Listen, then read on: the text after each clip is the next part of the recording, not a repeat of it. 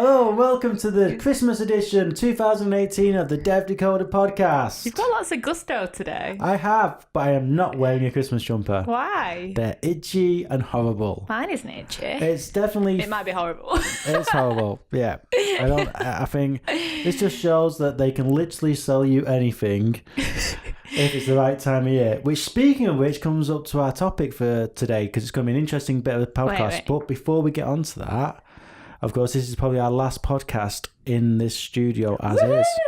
We're going to be shaking it up for the new year.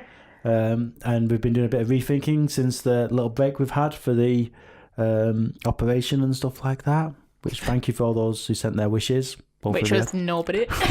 Yep. Thanks for that. But yeah, I'm doing okay. So we're back in the new year and we're quite excited. Well, Rebecca's probably a little bit more excited than I am. Just because it's Christmas. And because it's Christmas. Absolutely. So as it's very, very, very, very, very, very, very, very, very, very, very, very close to Christmas. You had more berries than there are days, so I'll give you that. I don't know what that laugh was then.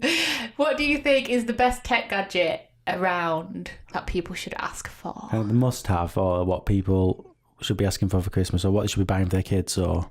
Must-have. Well, there's something called the Anki Cosmo, C-O-Z-M-O. Thanks for spelling. Yeah. I never assume that spelling is your forte, so I think it's important to just put it out there. Spelling, actually. So that's definitely up there, and I'm actually quite excited about that one because we've talked about Scratch before as being like a visual programming thing for young people and getting them into coding. Mm. If you look at the Cosmo app, the iPhone app or Android app that you can come to program it is very like Scratch. It does look like that. So it'll be very familiar to kids that have come from a Scratch background. But it allows you to use your iPhone or Android to create a program that you run. And what looks like a bit of a glorified digger robot. Oh, is it that little mini one? Yeah, but it's kind of, it's got facial recognition, it's got visual recognition and stuff like that, so you can recognize stuff when you can program it to do stuff. They say it's self-aware, but what they mean is it's just, it's got some machine learning in there. It's not like super amazing.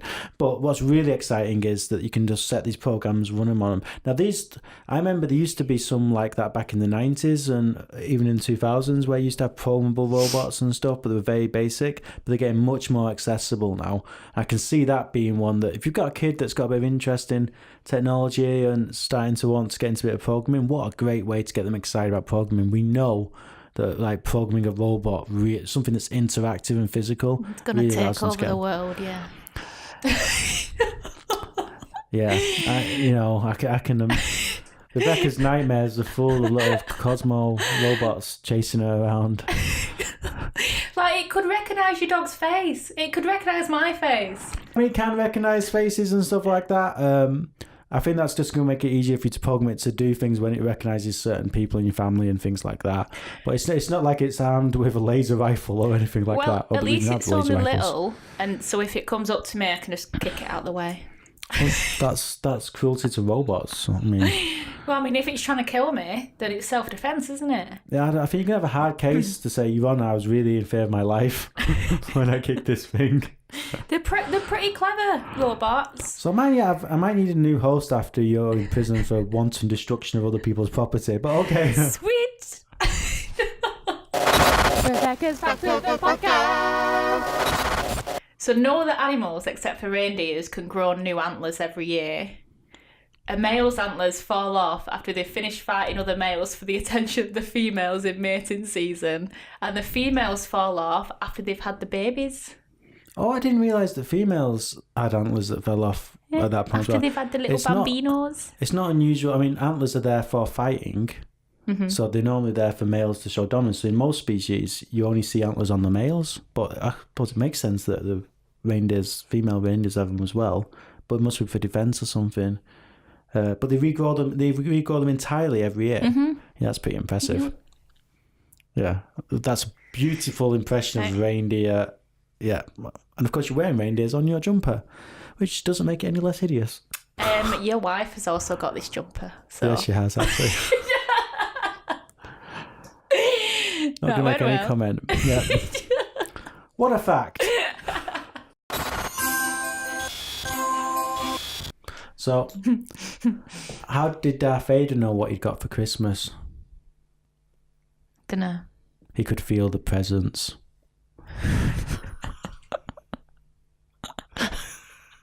That was a good one. Thank you. So what are you excited for in 2019? Well, it's already come out, but it's starting to become more mainstream now and becoming available. So next year is... this year, the NVIDIA released the RTX range of graphics cards, which were real-time ray tracing graphics cards.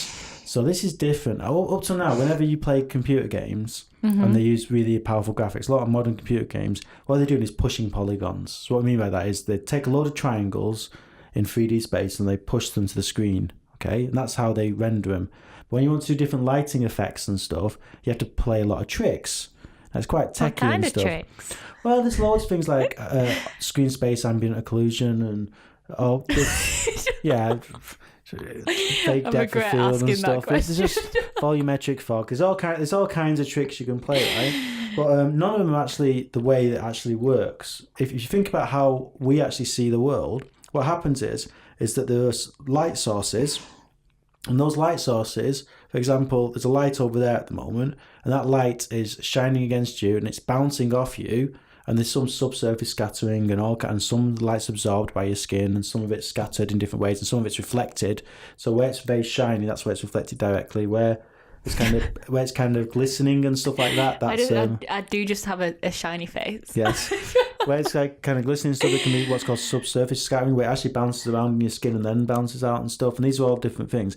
And then, of course, some of that light comes in this direction, and my eye sees it, picks it up, and reconstitutes. That's how the world is seen by humans. We can see light coming from somewhere, bouncing off something, and hitting our eyes. Okay. So if you think of that, that's basically like a ray of light, loads of rays of light bounce off something and come to the screen. And you can obviously, another way you can think of that is you can go in reverse, can't you? So you can go from the eye and bounce off to you and find the lights and stuff like that, right? And that's effectively how ray tracing works.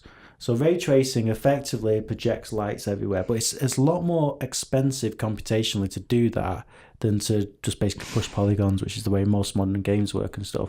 But the new graphics cards actually have some dedicated hardware for making it easy to do ray tracing. At the moment, they don't do the whole scene, or they can do the whole scene, but they're mostly going to use that for doing some of the special effects like lighting effects and making lighting much shadows and all kinds of things look far more realistic, okay? But over time, as games get written to just be written that way around, you can really see games are going to get increasingly higher fidelity and look pretty powerful. But it just means that when it comes to render things, CGI, all kinds of things are going to get a lot better. So quite excited to see ray tracing becoming like the world, the way we do graphics and stuff, and the way the world starts approaching these problems. It's been something that for like 20 years we've known about ray tracing, and we use ray tracing. And even in the 90s, there was ray tracing programs like Lightwave and stuff like that, but they were very slow. Even when films like Pixar and stuff have often done using ray tracing, but it can take massive banks of computers hours to render a single frame back in the old days, in the 90s when Pixar was made and stuff. Whereas now with these, we'd be able to do it in real time, rendering frames. And we're not there yet. I don't think this hardware's there yet. Even the 2080 Ti is probably the best one at the moment, and that's out now, and it costs about $700, I think it is. The prices change a lot because of Bitcoin and stuff. But I'm pretty excited to see in the next few years, just really seeing where it goes with ray tracing. That's probably one that I'm quite up. You have a sad, sad life. I am indeed. Can't argue, but that's what excites me. So let's leave this to our audience. What are you excited about in 2019?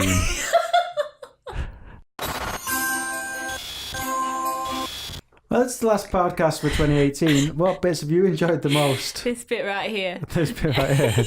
Yeah. Winding me up, basically. Yeah. That's been fun. Has there anything else jumped out of you being enjoyable? Is it just that? I actually really enjoy going to that gaming convention Power Up, Yes. and I got to beat you on loads of games. And that's where we got to establish that there is genuinely difference between the SNES and the NES. Didn't happen. You literally played on a NES. They were both the same. And a SNES, and they were different. They weren't. They don't look the same. The controllers are different. There's absolutely no similarity. Same thing. Well, I'm really glad that we managed to establish one thing in 2018, that Rebecca can't be convinced of anything. It's not my fault that they're both the same.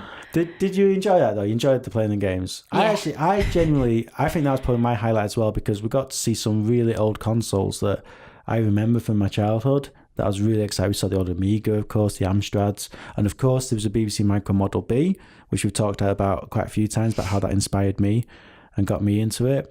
Was there anything else that you enjoyed this year? Playing Crash Bandicoot. Which we didn't do on the podcast, but you spent all year doing that. Yeah. Have you actually beaten that game yet? Or Spyro. Yeah, have you beaten any of these games yet? No. You just keep I playing. gave up because I get really angry and start swearing, and then I need to calm down. So we also established you have anger management issues, basically. Yes. Okay. Well, that's it for it's a bit of a shorter podcast today, largely because Rebecca couldn't say anything about bursting into tears of laughter like now. But well, I guess it's only up for us to wish everybody a very Merry Christmas and a great 2019, and hopefully they'll join us in the new year of our new DevDecoder podcast. And we hope you get loads of these presents, but not ones with underpants on.